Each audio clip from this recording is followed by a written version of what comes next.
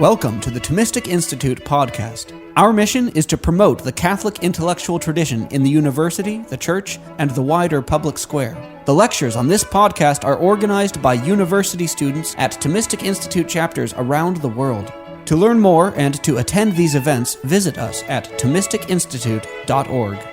The topic for today is the 4 levels of happiness.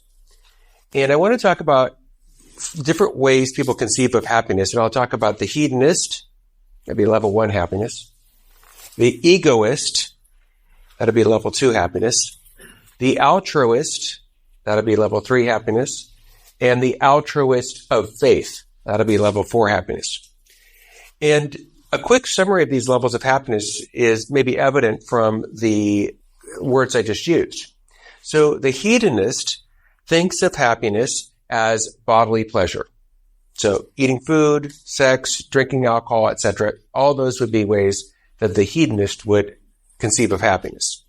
And then the egoist thinks of happiness in terms of power, money, fame, comparative goods. So if I'm an egoist, I will be happy if I get more power, more fame, more money than you do. And if I can move up the hierarchy, well, then I'm going to really be happy. The altruist thinks of happiness in terms of helping other people, loving other people, being a virtuous person. And then finally, the altruist of faith thinks of happiness as loving other people, but also, and crucially, loving God even more than other people. So let's talk about these levels of happiness. Now, ideally, your levels of happiness could all go together. So for instance, tomorrow morning, I'm guessing you're going to eat breakfast. You're going to be hungry probably in the morning. So eat breakfast, you'll get some level 1 happiness. And that could be geared up to level 2 happiness. Maybe you want to achieve in your life somehow, and you think going on this intellectual treat will be a way to get ahead, to look good on the resume or whatever. So you could gear up your level 1 to level 2. But then your level 2 could also be geared to level 3. How would that work? Well, let's say you want to make your resume really good so you can get into medical school. And the reason you care about getting into medical school is you really want to serve your patients and help your patients. You think health is an important good, so you're going to serve your patients by being a doctor. And then that could also be connected up to level 4 happiness. So you could want to serve your patients because maybe you think every single human being is made in God's image and likeness. So if I really help somebody else, I'm really serving God in helping somebody else. And I want to help people primarily in terms of their health, so I'm going to go into medicine and be a doctor. So these levels can all go together. Can. But they don't have to. Sometimes they come into conflict. So for instance, if you have a summer job, this is coming up summer, you're just going to the beach all summer. Okay, so you got a summer job. You're going to have to get out of bed in the morning, presumably for your summer job. And so when the alarm goes off at 6 in the morning, you might be tempted to hit the snooze button. So in a case like that, your level 1 happiness, pleasure, comfort, sitting in bed, being warm and cozy, is in conflict with level 2, making money, going to work, getting ahead in life or whatever. So you have to choose. And sometimes your level 2 happiness of competition, getting ahead, can get in the way of level 3. So how would that work? Well, let's say you're working in a business where you're in sales, and the customer asks you a question about the product you're selling, and you lie to the customer because you want to get more sales because this is going to help you, etc. So in a case like that, level 3, loving other people, being fair to them, etc., is getting in the way of level 2, making a sale, getting more money for yourself. So these levels of happiness can come into conflict. So what I want to talk to you about today is how should we think about the relative value of each of these levels? First, let's start off with level 1, the happiness of the hedonist. We should give the hedonist his due. There's something good about bodily pleasure. So what I mean is, for one thing, it's something that's very easy to get, right? Think about how difficult is it for you to get food? Hopefully not too difficult. Hopefully you have food 3 times a day. How difficult would it be for you to find drugs or alcohol or sex in San Francisco? What do you think? Super hard? Impossible? Mission impossible? Probably not. Right? Probably could find it pretty easily. So level 1 happiness, one of the big advantages is most of the time it's pretty easy to get. And level 1 happiness also is quite immediate. So think about the last time you were really hungry, right? You go in there, and as soon as you take your first bites of food, it's tasty right away, right? So you don't have to wait around. You don't have to, eat a hamburger and wait 3 weeks later, was this a good hamburger? No, right away. First bite, that it's really a tasty hamburger. So it's immediate. You get it right away. And those are huge advantages of level 1 happiness. But there are also some very significant disadvantages of level 1 happiness. And this is particularly true when level 1 happiness is sought in ways that are disorders. By what I mean by disordered is ways that harm other levels of happiness. So for instance, if we think about alcohol, I don't know if you've studied the effects of alcohol very much. Have you guys ever heard of Andrew Huberman? Okay. This is your first homework assignment. I want you soon to go listen to his podcast about the effects of alcohol. And if you listen to that podcast, you're going to learn almost certainly a lot because it's about 2 hours and 10 minutes. So alcohol, he'll put out in this podcast, when overdone, is terrible for you. Terrible for you. I'm not talking about having a glass of wine with dinner or something, but, overdoing alcohol. Very, very, very detrimental to your brain, to your sleep, to your executive function. It's basically very detrimental in multiple ways when you overdo it, when you abuse it. And this is true of all forms of abuse, you might say, of pleasure, seeking bodily pleasure in ways that are disordered. So the human body naturally seeks homeostasis. It's very hot outside, right? What happens to you when it's really hot? Right? You start to perspire. Why? Well, because your body wants to maintain a cool temperature.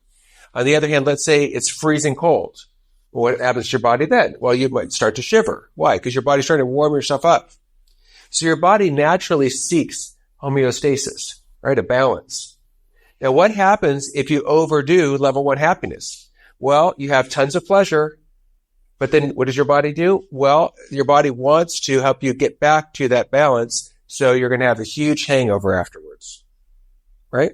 So level 1 happiness is ultimately a kind of counterproductive way of seeking ultimate fulfillment. Plato talked about this centuries ago. Plato compared level 1 happiness to a leaky jar. So do we have some chalk here? We do. All right. So you've got the jar of super great straws, just letting you know. And your level 1 is pouring it in and getting filled up. That sounds good, huh?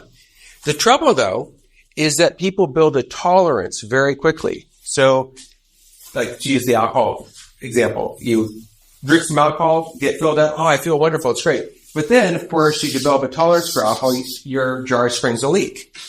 So to get the same level of satisfaction, now you need to have maybe 2, 3, 4 beers.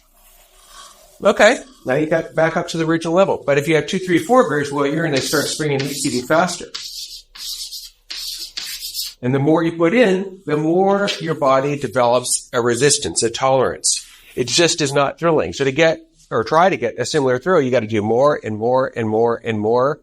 And ultimately, your body can't even take it, right? You can't take any more in your body and keep your body going. So bodily pleasure is something that seems as if it's going to really satisfy us. And it seems like it's going to really deliver on happiness. But it kind of is an illusion. Here's another way to think of it. Which human beings are satisfied and seek only level 1 happiness? There are really 2 kinds of human beings that seek only level 1 happiness. So one would be babies, right? Think about a newborn baby. A newborn baby doesn't care about money or power or fame or serving other people or loving God. All a newborn cares about is being comfortable, right? Getting fed, getting a new diaper, being warm, snuggy. That's it, right? And the other kind of human being that's satisfied with just level 1 happiness would be the hardcore addict, right? Somebody who's so addicted to, whatever, that they'll do anything to get that substance. But outside of that, and certainly all of you are not obviously devoted solely to level 1 happiness, because you wouldn't be here, right? Obviously, I'm sure you can get more level 1 happiness than hearing me talk. As fun as that is, it's not, there's other ways to get level 1 happiness. that are more potent than just hearing me talk.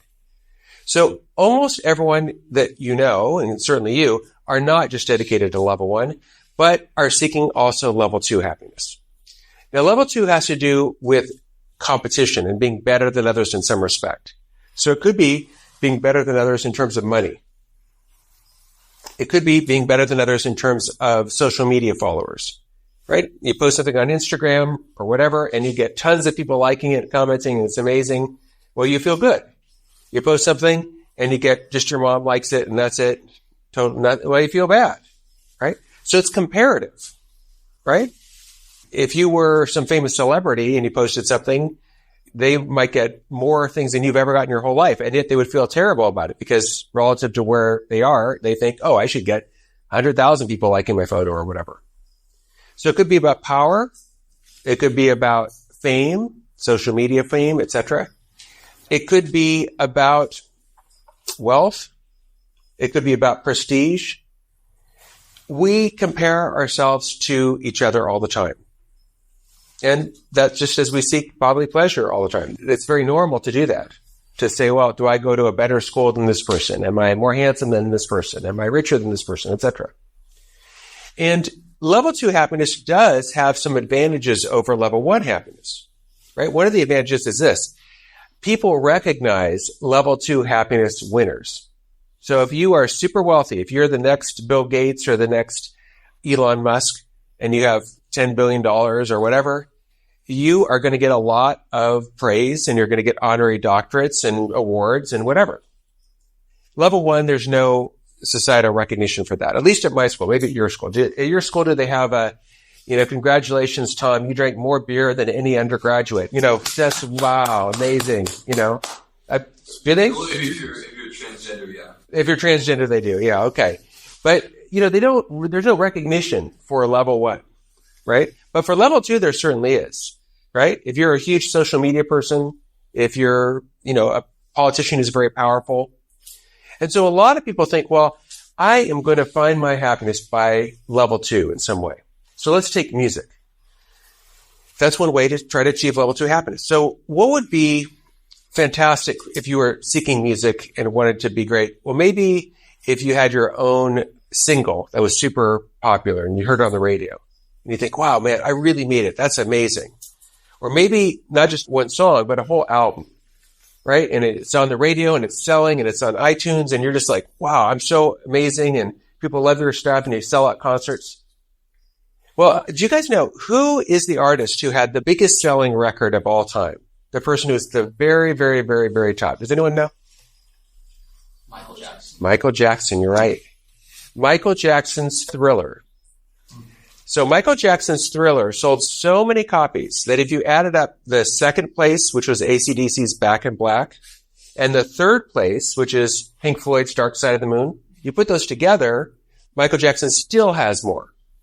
So Michael Jackson was number 1 by a mile. And you know what Michael Jackson said? He said, after Thriller, I spent the rest of my career trying to outdo Thriller. The idea that I'm getting at is this. Whatever level of achievement you get at level 2, whether it's in music or politics or money or social media or whatever, you're going to get used to it. You're going to think, okay, yeah, I did that, I got that, and it's not going to have the same juice for you anymore. Some people do this in terms of possessions, right? They think, oh, if I just get this nice car, if I just have this nice house, if I just have a Rolex, if I have a whatever. And they think, if I just get this, then I'll be happy. And it is true. If you buy new things or someone gives you new things for a little while, you do feel happy. But just test yourself now. Think back to Christmas. Right? It's April now. Think back to Christmas. I'm guessing on Christmas morning when you open up gifts or whatever, you're like, this is amazing. I've got a new iPhone. I got a whatever it is you got. But this morning where you're like, oh, it's amazing. I have this iPhone. I'm so excited. I'm so happy. No, right? You get used to it. It's just the way it is.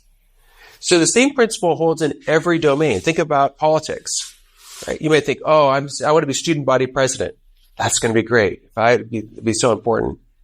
And then obviously you graduate from that. There's new things to go after. So you think, well, I want to be a mayor. That's pretty important. So maybe you can be a mayor of, let's say Los Angeles. That's a pretty big city. It's pretty big. You're a big shot if you're a mayor of Los Angeles. But there's much bigger things than that, right? You could be governor of California. That's even better. And then the governor of California, it seems fairly obvious. He thinks to himself, well, if I could just become president of the United States, well then, wow, I would really make it, right?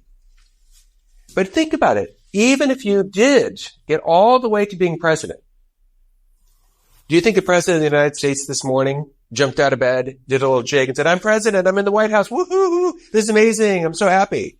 No. He might have done that the first few days or something, but I'm sure he didn't get out of bed this morning and say, oh, I'm president, this is amazing, I'm so happy. We get used to it. We get used to whatever level of success we get. However high you go, you're just going to get used to it.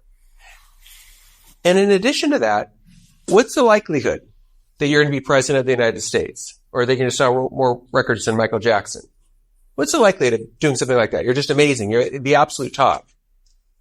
Slim to none. It's extremely unlikely that your musical career is going to beat Michael Jackson's. It's extremely unlikely that you're going to be president of the United States. Not trying to put you down. It's just say the odds are against you, right? It's not an easy thing to do at all.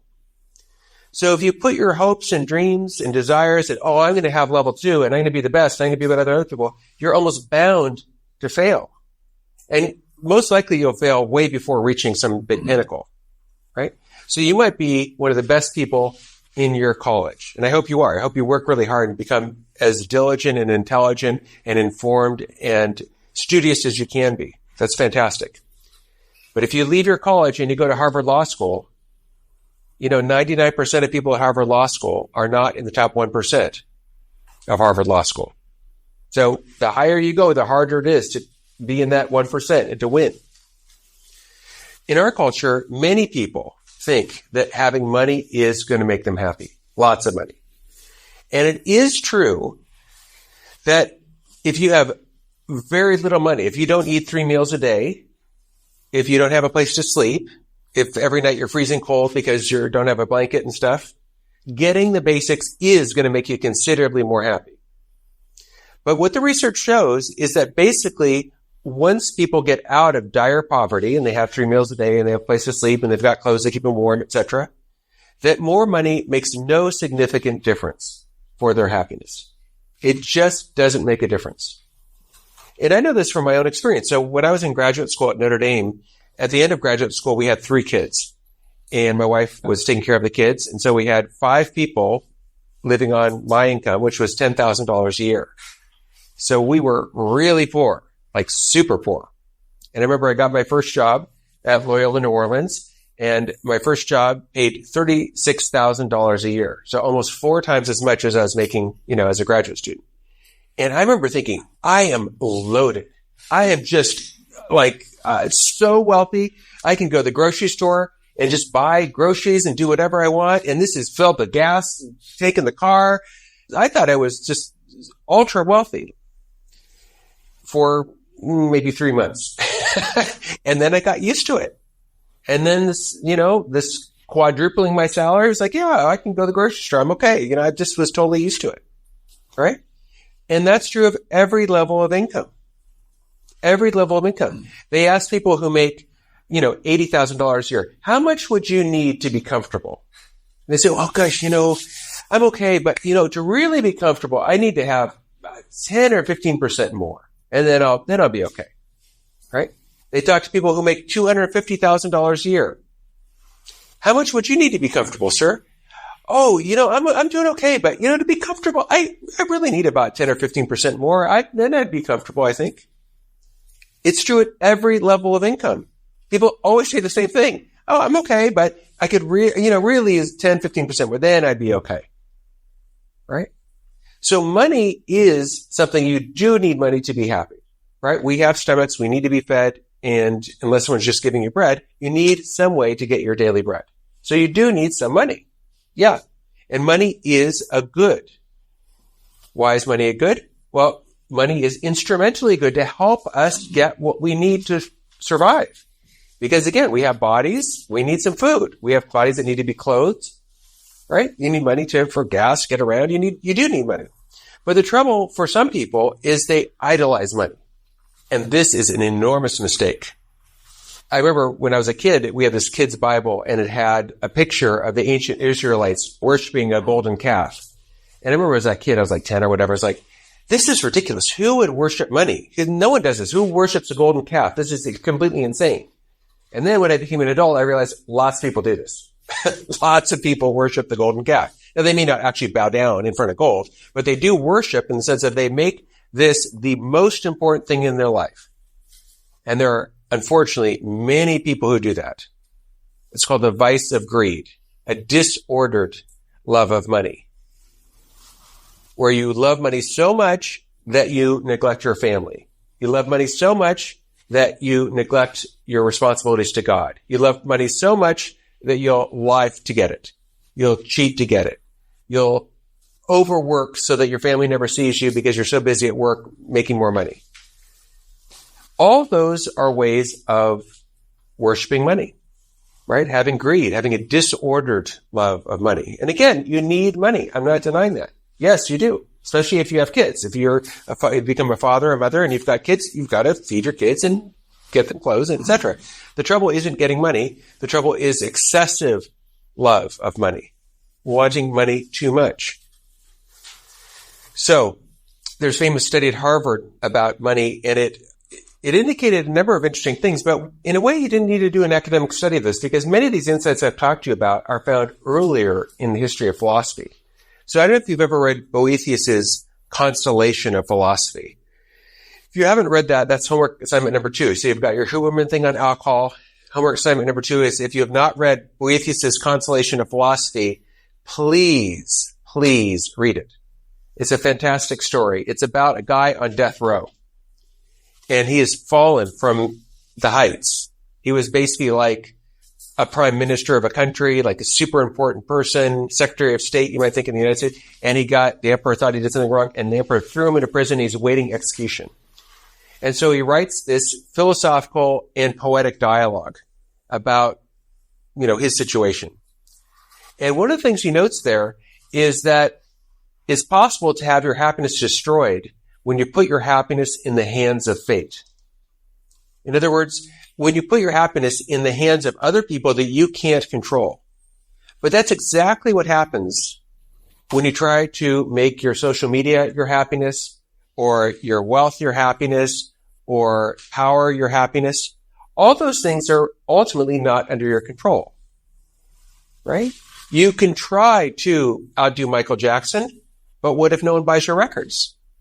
Right? You can't make people buy your records. You can try to become president of the United States, but what if no one votes for you? Right? You can try to be a big social media person, influencer, but you make YouTube videos and you get 2 views and that's it. All that is to make your happiness outside of your control. But all these goods that we've been talking about, these level 2 sorts of goods, are all things that you can't really control. You can't really give yourself power or give yourself honor. You can hope people honor you, but you can't really make people honor you. You can't really make people give you money. So if you're going to have some control over your happiness, you ought not to put too much pressure on level 2. So what would be a better way to try to seek happiness?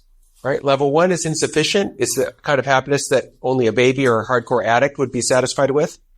Or here's another way to think of it, to go back to level 1 for a second. What if scientists were to connect, and they can do this, stimulate the part of your brain that experiences pleasure? And say to you, okay, we're just going to stimulate this part of the brain, and you'll be in a lab, and we'll feed you through a tube in your stomach, and you'll just sit in the box, and we'll stimulate this pleasure center of your brain, and you just be there for the next 50 years. And no friends, no achievements, no love, no service of others, nothing other than sitting in the box for 50 years. Now, would you want to do that? If you wouldn't want to do that, that indicates that even maximal amounts of bodily pleasure through the stimulation that the scientists do of that part of your brain isn't enough for you. And likewise, level 2 is the kind of happiness that you never get enough of it. Right? Think about money. Do you know any billionaires who are like, I have $1 billion now. I don't need any more money. Does Elon Musk say, I'm the richest guy in the world. I'm done. I'm just going to not make money. No, he apparently works like 20 hours a day. Right? He's not satisfied. Do you think a president of the United States or a prime minister is satisfied with their amount of power, great as it is? No, they seem to work all the time to increase their power, get reelected, etc., etc.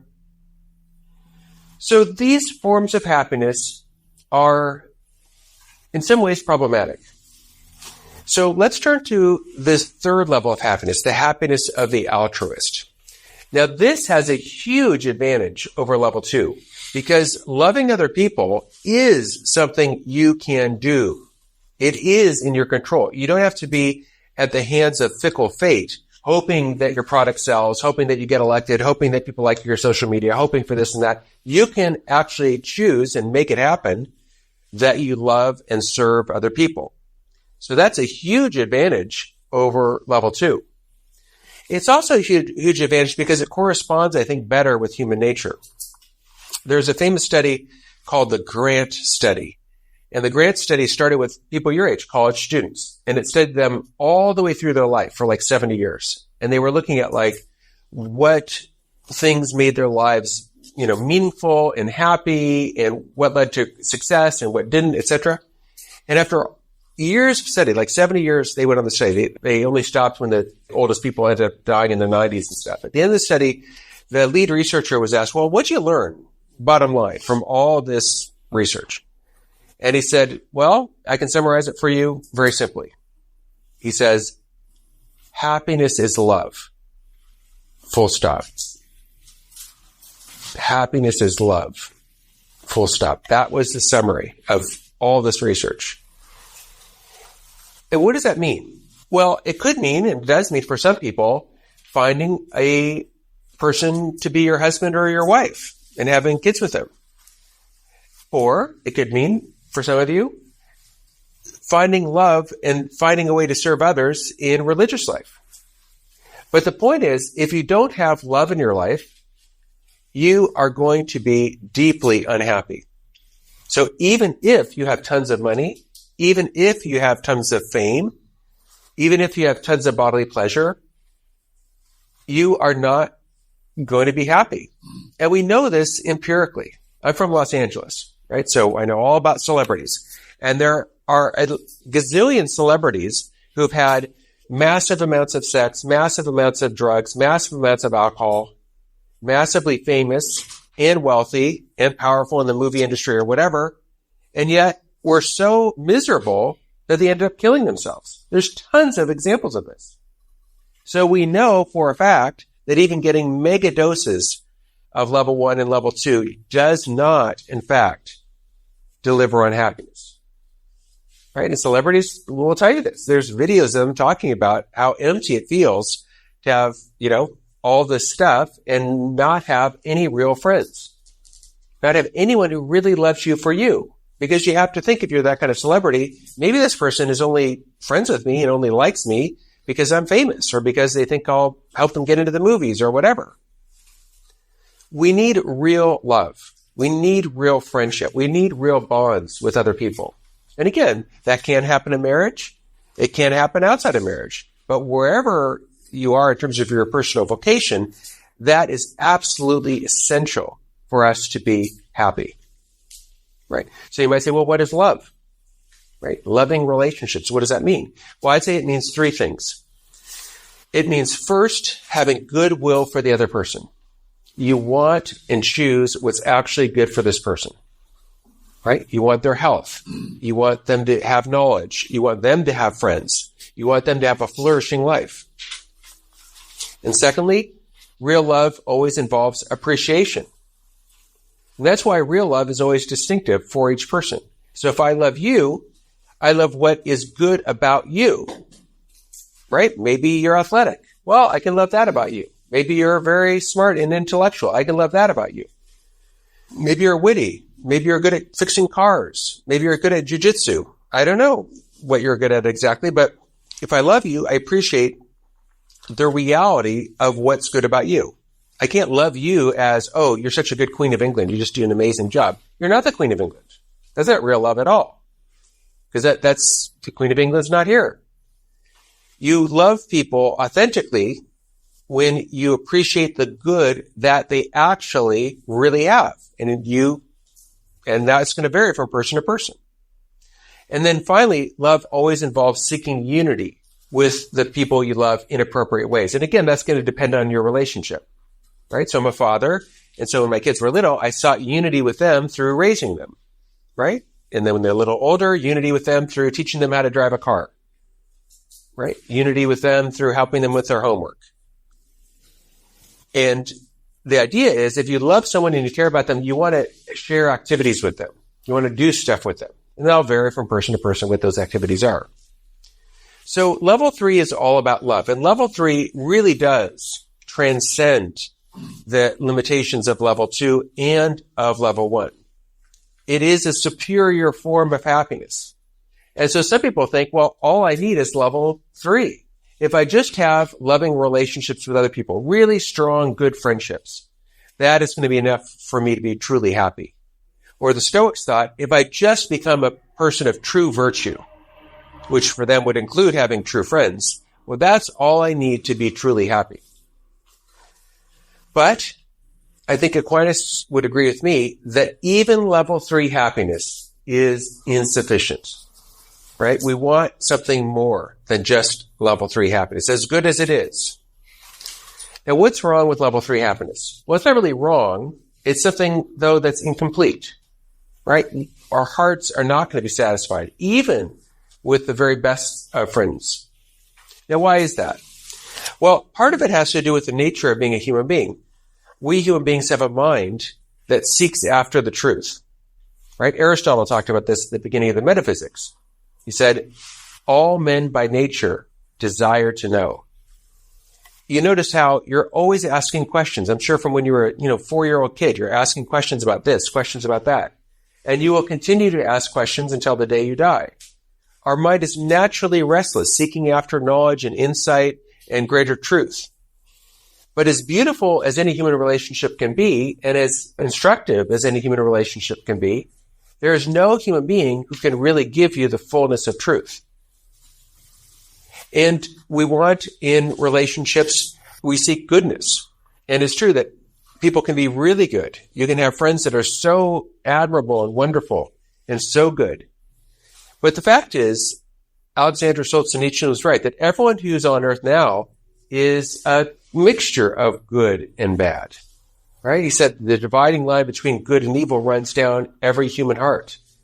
So everyone that you meet here on earth is going to be a mixture. Hopefully some virtues, but some weaknesses, some flaws, some imperfections. But our will naturally seeks what is good and seeks what's perfectly good. But we can't find that in any human being here on earth. And then finally, we seek, of course, love. Right? We want someone to love us and have goodwill for us, to appreciate us and to know us and to be unified with us. But no human being can do that perfectly. Right? No human being perfectly wills our good at all times.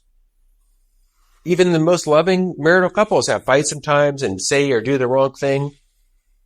And no human being can know fully the good that is inside each one of us. And no human being can be perfectly united with us.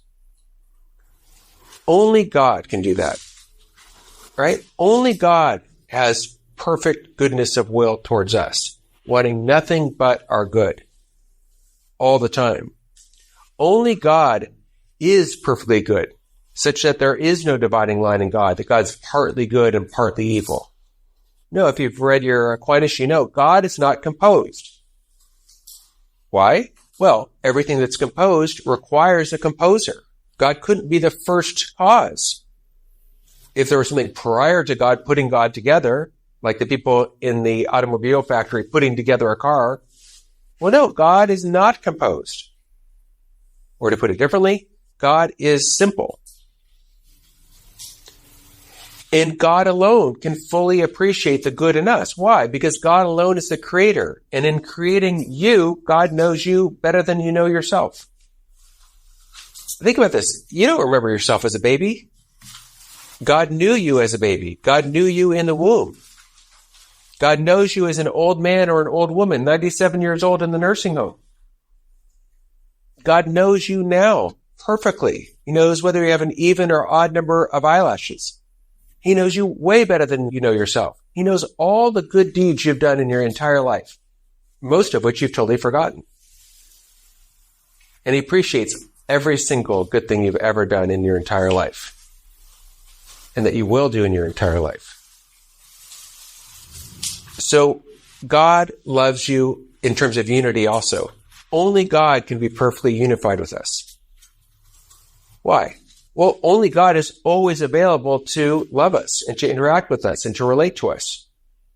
Even your best friend, if you get married, even your spouse is not always awake at 2 a.m, not always available and ready to talk and ready to listen. God is. So the love of God transcends the love that any human being can give you. And if you hope that some human being is going to give you love, maybe your husband or a wife, and if I have this person, I will feel perfectly loved, you are going to be disappointed. No human being can love you with perfect love because no human being is perfect.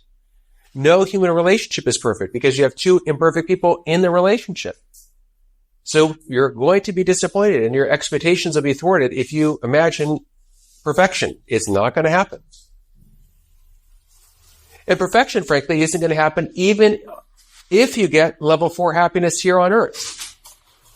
Why? Because as long as we're here on earth, our happiness is always going to be subject to all kinds of setbacks and weaknesses. You get sick, all kinds of things. And that's why it's very good news that we cannot have perfect happiness here on earth. And it makes you much, much more happy. Because if you think about it, one way to make yourself much less happy is to have unrealistic expectations. To think, I'm going to have a perfect life, perfect happiness, and you'll always be disappointed because you're never going to reach that perfection. Perfection is reserved for the life to come when our love for God is perfected, when our understanding of God is perfected, when our love for God is perfected, when we have a perfect and perfected relationship with God. Then, and then alone, will our happiness be perfect. So as long as we're here on earth, our life is always going to be a mixture. We're going to have some joyful things happen to us, some sorrowful things happen to us, maybe some glorious things happen to us. It's going to be a mixture. And in fact, even one day can be a kind of mixture. This was good, this was bad. But we're not going to have that perfect happiness till the life to come. So the bottom line is that Augustine was right. Our hearts are restless until they rest in God. We can't find perfect happiness outside of God. But we can find not perfect happiness, but imperfect happiness here below. We can have legitimate, real, true human happiness. It's not perfect, but very good here below. How? Well, by not making an idol out of level 1 happiness. By having our desires for food, drink, sex, etc. under control. Right? And that is a struggle for everybody. Right? It's a struggle for everybody. But I encourage you to do whatever you need to do to get those things under control. Because otherwise, you're going to ruin your own happiness here below and also probably harm lots of other people. And not to make an idol out of level 2 happiness. It's fine to get power. Maybe someone here will become a president, a senator, or whatever. That's fine. You can do a lot of good for people. The trouble is not having power. The trouble is making an idol out of power. The trouble is not having money. It's making an idol out of money. The trouble is not having a big social media following. Great. You're on social media and your YouTube things are going off. It's wonderful. Trouble's not with that. It's idolizing that, making that more important than loving God and loving neighbor. So, brings us to a conclusion, the 4 levels of happiness. One thing that you can do, and I'll leave you with this, is each day try to make some progress in terms of achieving real happiness. So let me just give a little tip for this. With level 1, every day you can show yourself that you're not just a hedonist. And how do you do that? By every day deliberately rejecting some legitimate form of pleasure. So here's an example. Maybe you like to have butter on your bread. And you say, you know what? I'm just going to do without that. No butter on my bread. Or you like to put salt on your fries. I'm just going to do without that. Or maybe at the end of your shower, you turn it on cold for a minute. Wake yourself up. You can look at Andrew Huberman on this, a cold plunge. This is all the rage now. So you can be ahead of the curve with the latest trend of cold plunges. But the point is just to act against, to curb yourself against what is more typical, an overinclination to bodily pleasure. Likewise with level 2, you can deliberately give away some of your money to charity to try to curb excessive desire for that. With level 3, this need not get in the way of level 4 because you could have a real friendship that's grounded in level 4 ultimately. I guess the little tip I'd suggest there is make time especially for your friends and family. So think about your parents, and maybe for some of you, your grandparents are alive. If your grandparents are alive, it's highly likely that they're lonely and that they would love to have more contact and interaction with you. It would make their day, I guarantee it, if you called them, right? And you can make a habit of this. You could call them every Sunday. You're like, I'm going to call grandma every Sunday. She's a widow, very lonely, and I'm going to go call her, or maybe better yet, visit her, go have lunch with her. This would make an enormous positive difference for her. You can really make her life a lot better, right? And then every day, some level 4. There's lots of ways to get level 4. I'm sure you can talk to a priest about this, but here's something I do that I think is really helpful for me. And you can try this yourself if you want. You can write a letter to God. Write a letter to Jesus, right? And it can be about whatever you want. Thanking him for things that are happening, asking him for help, relating to him. And I find when I write a letter, it helps me to focus more easily than if I just am just sitting there kind of talking to God in my head or something.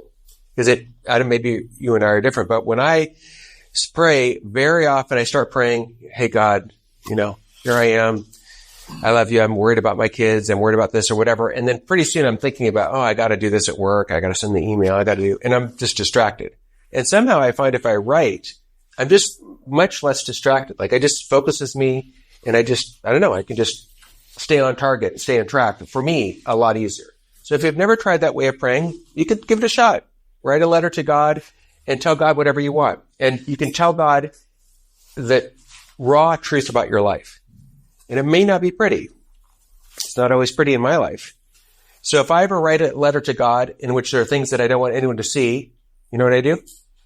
I take the letter and I rip it up into little tiny pieces and I put it into a ball and I go to the toilet and I flush the toilet and it's gone. No one reads it. So when you're communicating with God in this way, you can be 100% honest. Whatever terrible thing you did or whatever terrible thoughts you're having or ever terrible whatever, get it all out of yourself. Give it all over to God. And then again, I understand you want your privacy. Fair enough.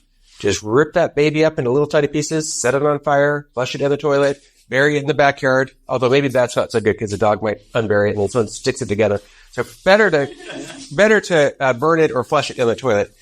But anyway, so those are some little suggestions that have helped me at least to find greater happiness. So thank you very much. Any questions? Thanks for listening to this lecture on the Thomistic Institute podcast. The generosity of people like you makes this podcast possible. If you enjoy these talks, please consider showing your support at www.thomisticinstitute.org/donate.